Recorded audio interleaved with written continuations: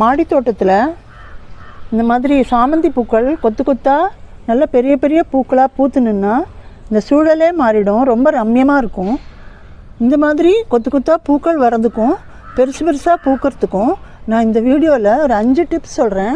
அதை ஃபாலோ பண்ணி நீங்களும் இந்த மாதிரி பூக்கள் வர வச்சுக்கலாம். ஃபஸ்ட்டு மண்கலவை நீங்கள் நடும்போது நர்சரியிலேருந்து வாங்கியிருந்தாலும் சரி, இல்லை கட்டிங்ஸ் மூலமாக வளர்த்தாலும் சரி, மண்கலவை கார்டன் சாயில் பெரிய பங்கு.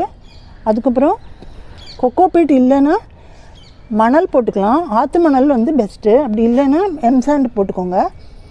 அதுக்கப்புறம் மண்புழு உரம், அப்படி இல்லைன்னா ஏதாவது ஒரு கம்போஸ்ட் உங்கள்கிட்ட இருக்கிறது ஒரு பங்கு போடணும். அதுக்கப்புறம் வேப்பம் பிண்ணாக்கு ஒரு கைப்பிடி போட்டுக்கோங்க. இது எல்லாத்தையும் நல்லா மிக்ஸ் பண்ணி தொட்டியில் நரைச்சிட்டு செடி வைங்க. ரெண்டாவது பாயிண்ட் செடி தொட்டி வெல் ட்ரெயின்டாக இருக்கணும். தண்ணி ஊற்றினா வெளியில் போகணும், அடைச்சிக்கக்கூடாது. அதே மாதிரி ஈரப்பதம் இருக்கணும், ஆனால் சகதியாக இருக்கக்கூடாது. அந்த மாதிரி பார்த்துக்கணும். ரெண்டாவது டிப் என்னென்னா சன்லைட்டு 6 மணி நேரம் கண்டிப்பாக வேணும். ஸோ நல்ல வெளிச்சம், சூரிய வெப்பம் இருக்கிற இடத்துல தொட்டியை வைங்க. இப்போ கிளைமேட் கொஞ்சம் மழையும் வின்டருமாக இருக்கிறதுனால வெயில் கம்மியாக இருக்கும். ஸோ நீங்கள் தொட்டியை மாற்றி நல்ல வெயில் வர இடத்துல வச்சுக்கோங்க. வெயில் இருந்தால் தான் பெரிய பெரிய பூக்களாக வரும், மொட்டுக்கள்லாம் விரியும். இல்லைன்னா மொட்டுக்கள் விரியாமல் மொட்டாகவே இருக்கும். ஸோ வெயில் ரொம்ப முக்கியம். 6 மணி நேரம் வெயில் வேணும்.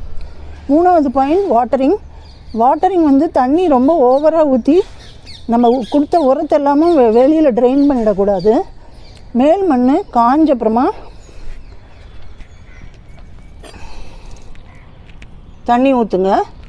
அளவாக ஊற்றுங்க போதும்.